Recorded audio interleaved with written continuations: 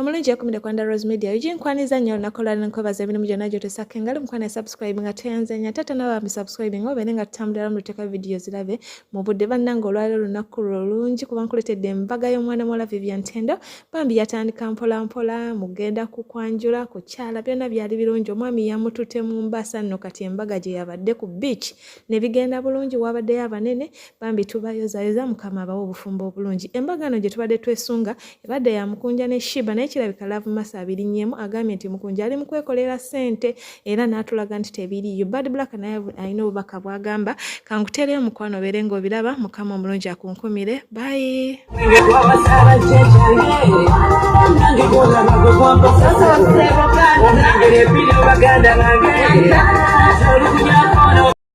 Soka tuba twagala Sheeba atunyonyole ani yamuwadde olubuto. Bas twagala kumanya ani yafunisiza Sheeba olubuto. Kubanga ozanye content yena mu Sheeba aweddeyo. Opanze wano nti ono mama Sheeba n'oleeta mawuba oli ow'ekibbala nti mama Sheeba. Yes, faba kumanyi tukumanyiyo mbate mukiriza mazima ga Love Mercy omalako twamwala ne mwekoona. Opanze awe jajja nti wa Sheeba. Mugenze mupanze okwanjula. Mu byonna ebisinga okunduma Mukunja. Nenkula bwentyo munsi.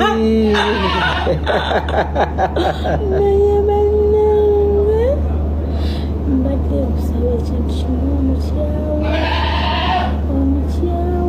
omukyawe. Obadde osaba ekintu kitya?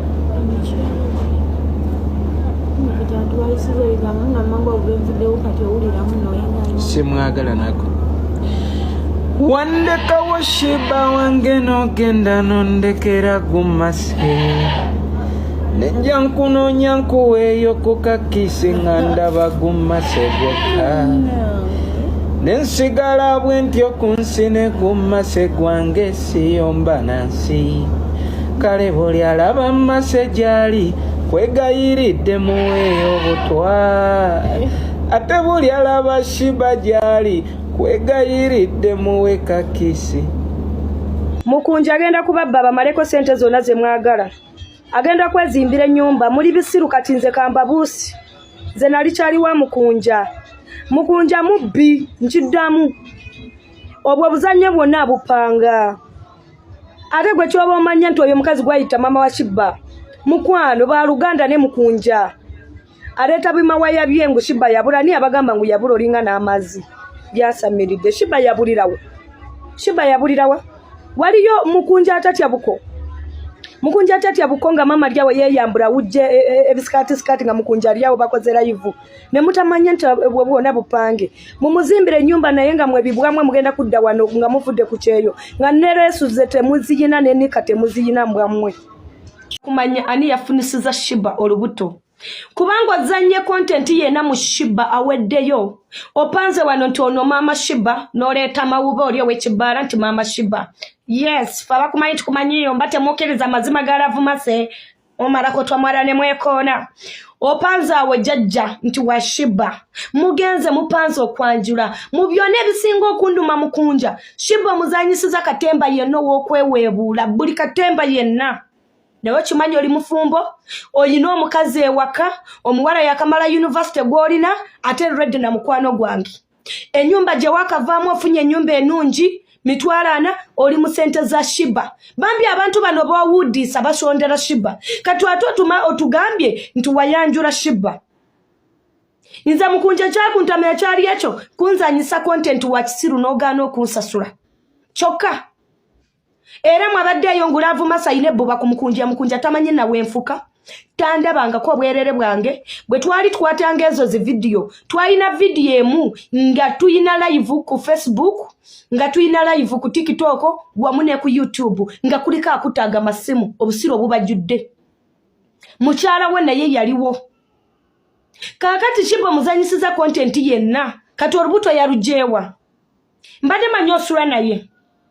Mu byonna ebisinga okunyiza bano bamawube ba media mama basonda sente nga bamanyi bambi basondera Sheeba oguzeemu emmotoka mu sente za Sheeba. Porotu zogula teziri mu manya ga Sheeba.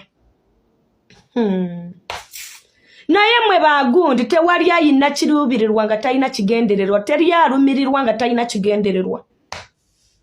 Okutaze iPhone mu sente za Sheeba opanze bakugulidde iPhone.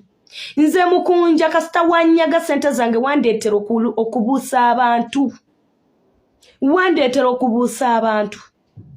Wallahi mwena bali mukusondera Sheeba sente kemulira ba Sheeba wasula. Ne Mukunja wasula. Temulida mukusondera abantu wano ku media nga teweetuukidde ku ground. Nze komyawo. Mwagambye nyina obujja. Siyina bujja kubanga Mukunja talabangako wenfuka.